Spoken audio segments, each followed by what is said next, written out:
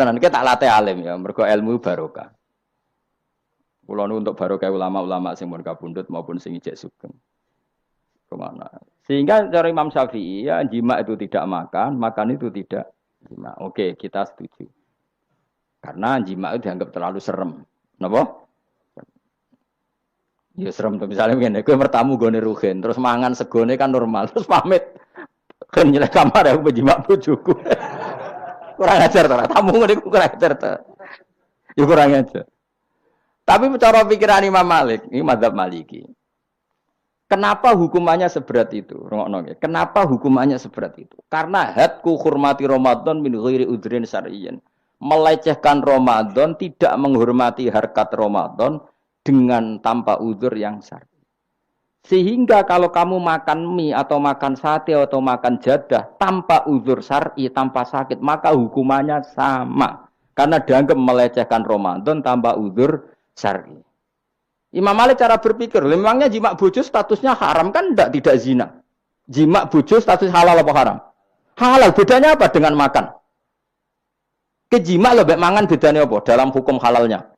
Sama kan? Kenapa hukumannya berat padahal jima itu halal? Karena hadku hormati Ramadan min ghairi udhrin syar'iyyin, merusak kehormatan Ramadan tanpa udzur syara' sehingga dihukum seberat itu. Kalau gitu tidak harus jima, makan ya sama, rokokan ya sama, apa saja sama. Paham ya? Ya sudah seperti itu. Namanya al-hikin nazir bin nazir wal asbah bil asbah. Maka menjadi lazim dalam hukum fikih ketika sesuatu disebut itu mewakili yang lain. Yang semakna. Jadi buat kias. Saiki wong malah gergakno sunah Nabi keliru. Sunahnya mana? Sunah mbahmu. Zaman Nabi Sugeng wis ana kias. Justru Nabi menyuruh kita pakai kias karena sunnah itu tidak cukup. Kenapa tidak cukup? Karena Nabi yang pernah dilakukan Nabi tentu jumlahnya terbatas. Mau tidak mau dalam hukum terkini kita pakai kias. Nah, saya sidik orang oleh kias kudu sunnah. Maka untuk melawan seperti itu, saya kudu cangkem elek gerem. Tapi cangkem elek kerapi, ulama kok cangkem elek. Malah tak wakil lo kue, sing wis pantes cangkem elek. Kalau di murid cangkem elek kan, ya kok kue ngono maksudnya ditakoki. Gimana hukumnya salaman setelah sholat? Oh, enggak ada tuntunannya. Bid'ah. Dari sing cito, kubu sebelah mau corone. Dari sing santriku ya rada kurang ajar kok kowe ini. Dari santriku, ya enggak usah dihukumi bid'ah, biasa saja. Mana ada di fikih hukum biasa saja? Ya pokoknya biasa saja. Alasannya apa? Kamu setelah sholat ke kamar mandi boleh enggak? Boleh. Kamu setelah sholat kencing boleh enggak? Boleh. Ke kamar mandi kencing boleh. Lalu nyalakan HP boleh. Nah kenapa kalau salaman tidak boleh? Bedanya apa dengan nyalakan HP? Waduh cangkem elek. Iya cerita cangkem elek. Maksudnya itu akhirnya satu-satu yo satu-satu. Lah kula sebagai kecelok wong alim do takok aku, dua-duanya takok. Cara jenengan sepundi? Padha nganggure ya mrene ngono. Lah kok saged Gus? Ning dinggon argumentasi hukum kok ketemu pangeran debat, ben pangeran sing mutusno. Karena ini ku sepodo lucune. Podo lucune lha wong padha nganggure debat ngono lah apa. Nak kowe wong parek pangeran, bar salat ben nguyo ya nguyo, timbang nguyo ning masjid. Sing kepengin salaman nggih monggo salaman. Ora mbek wong ayu mbek Rugen Mustofa ndak ape sahabat nang padha. Ya monggo. Sing ape jagongan nggih monggo, wis biasa wae. Sementing nak bar salat bar salam wis aja salat meneh, engko salat bak dia. Jadi dulu Nabi malah anak bersolat mesti omong-omongan. Mergo kesunatane memisah solat fardu dan solat sunat. Maka lakukan sesuatu. Di antaranya merubah tempat duduk atau ngendikan. Jadi dulu itu enggak terikat. Ayo, ngono iku jenenge kias. Kalau kamu bersolat, boleh enggak kamu setelah solat nyalakan HP? Ya boleh. Boleh enggak setelah solat nge-SMS orang? Ya boleh. Kok enggak dihukumi bid'ah? Kenapa salaman tok yang tersangka? Nah itu kias. Tapi kalau terus mendingin berhubung sama-sama nggak ada dalilnya, milih yang nggak salaman. Tepaan pinggirnya kira cocok. Ya, tapi ada ngono jujur. Yang ini enak cocok salaman, ala cocok rausah. Malah angel meneh kan hukum ngono kan. Tapi susahnya apa sih kita tidak ngomong seperti itu? Sing salaman yo keben, wong ini alam demokrasi. Saya salaman yo keben ya biasa. Wong bar salat itu perintah pangeran eling pangeran. Ya sudah. Ana sing eling pangeran lewat salaman, ketemu wong mukmin. Ana sing carane eling pangeran nduwilu terus ngaca tasbih. Ana sing nganggo tasbih bid'ah, nganggo drijine. Ya monggo sementing aja misoi wong. Susah ya apa sih? Waras sithik maksudnya ilmiah sithik.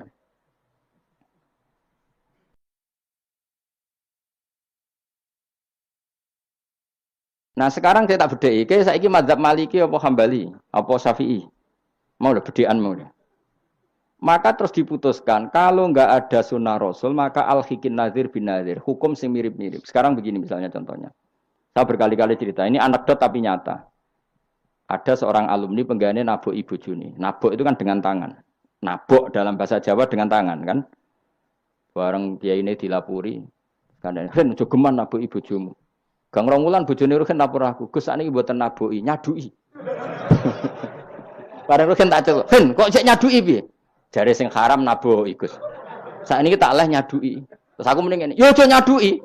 Gang Romulan bojone lapor, sakniki ngidoni. Hanya karena terjebak tekstual, apa? Tekstual. Berhubung nabuki tidak nyaduki, kalau nabuki haram nyaduki ra mesti haram, itu terjebak apa? Tekstual. Coba kalau dia waras sedikit, makna haram naboi itu menyakiti.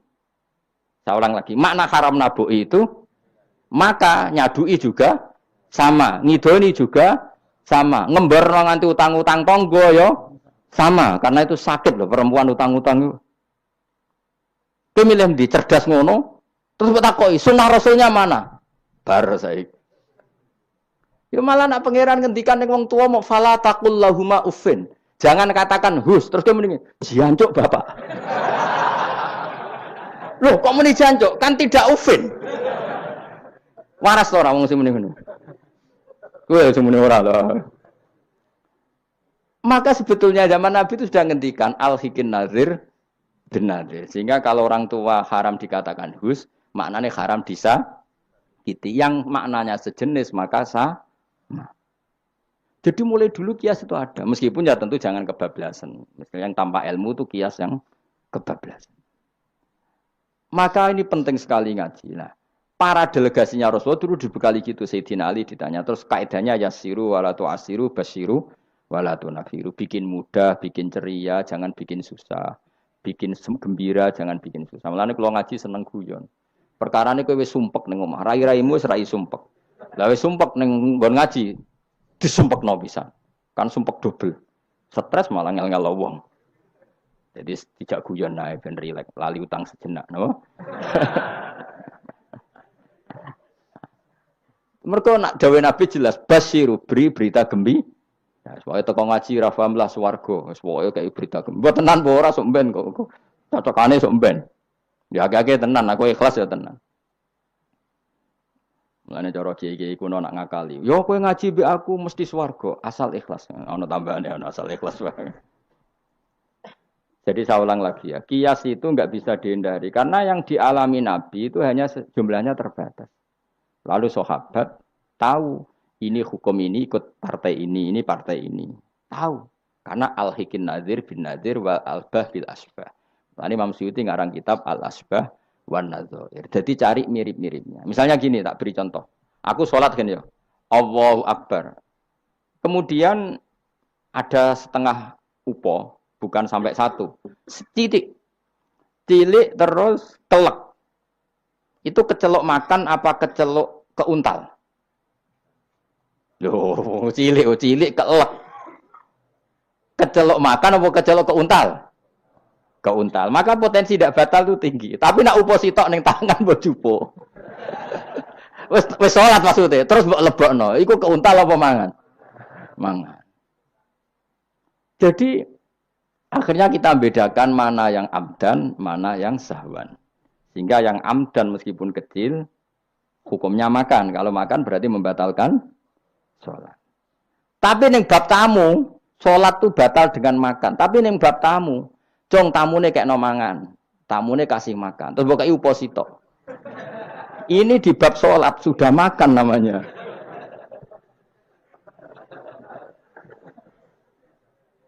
Paham ya? Neng bab salat sing darani mangan batal sak upo apa kudu sak piring? Sak upo. Nah ning bab nyugoi tamu, sak piring apa sak upo?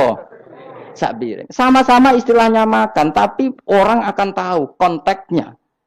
Makanya dibutuhkan kontekstualis muktadul hal, bukan sekedar tekstual. Nah sekarang orang malah mau didorong supaya terlalu tekstual, ya tidak bisa. Apa ngajak goblok bareng? Lah nak nuruti bid'ah kowe ngaji bid'ah, mana ada Nabi wa tafsir Jalalain. Wong Jalalain ora ngono. HP Nabi ora tau nganggo HP. Pemene WA nang tambah ora tau. Partai, zaman Nabi apa ono partai ngene. Sesuai tak takoki. Lha kowe salat kok ning Indonesia, Nabi ora tau lho salat ning Indonesia.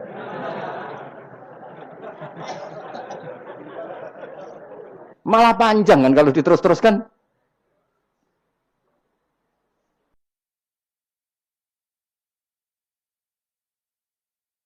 Maka kita hanya ngambil Nabi ku sholat itu sujud ning Allah Subhanahu. Maka yang penting itu sujud. Nabi ketika sujud itu baduke sak ngisore aliyah, sak ngisore bokong. Maka syarat saya sujud itu dari ulama-ulama bokonge kudu sak ndhuure bathuk. Oke. Tapi tentu itu contoh kondisi normal. Lah saiki misalnya ana wong sujud delalah nggone ndas iku tingkat. Tetep sah ta ora? Kaya sujud ning gone daerah-daerah sing kaya ning Arab lho, nek saya haji sujud ning bokong lho. Ya sudah, jenenge darurat itu tidak kondisi normal, selalu istisna dalam keadaan darurat. Makanya ketika Imam Ghazali sama masih ingat betul. Umumatus syar'i makhsusatun bima naqalahu ulama uddin. Wapalo. Nek ben darani wong alim, utawa ya alim tenan, utawa ibu-ibu pokoke penting ngapalno. Ya umumatus syar'i makhsusatun bima naqalahu ulama uddin. Atau bimana qolaha ulamaudin samin.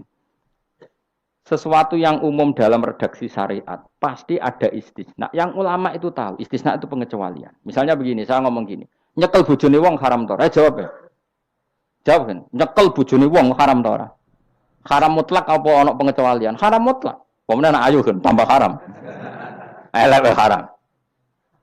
Tapi tetap meskipun itu tidak diungkapkan ulama, semua ulama ngendikan nyekel bojone wong haram, haram besar.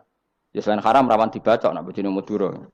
Ya haram plus rawan dibaca.